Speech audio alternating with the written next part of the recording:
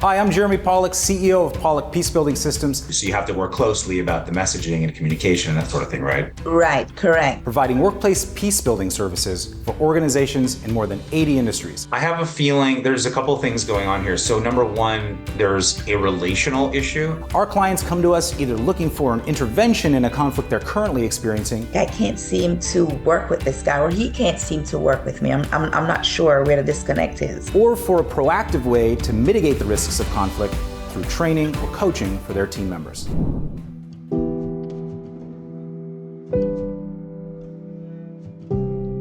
Okay. And it seems to me that I can't communicate effectively with him. First of all, he was rude in the way that he responded to my approach. He seems to just shut it down every time. You can't get ideas through. And he brings up an idea and then you're trying to explain why it won't work. And there's this back and forth, right? Correct. Anytime people are not communicating well at work, or they're just sort of defending each other's ideas and, bouncing, they're going back and forth and they can't seem to communicate well, there's usually some level of trust that is not in place. The relationship doesn't have a good foundation. And so aside from these little interactions, is there an opportunity to build any sort of better relationship with him? Because you both are managers of two different departments that have to work closely together. Is there a way for you to build a better relationship with that individual? So there are opportunities for us to maybe sit together and maybe catch up on a project or something, or maybe just talk about anything else. But normally we don't do that because we're not friends. I'm going to give you a challenge for the week to see if you can do it. If you want to try this, find an opportunity to maybe at the meeting that you guys have and you bring in lunch, maybe just have a little side chat or water cooler chat, or hey, do you want to grab some coffee or lunch or something, and see if you can express some interest in him as a person in his life. Are you up for that? Absolutely. Yeah.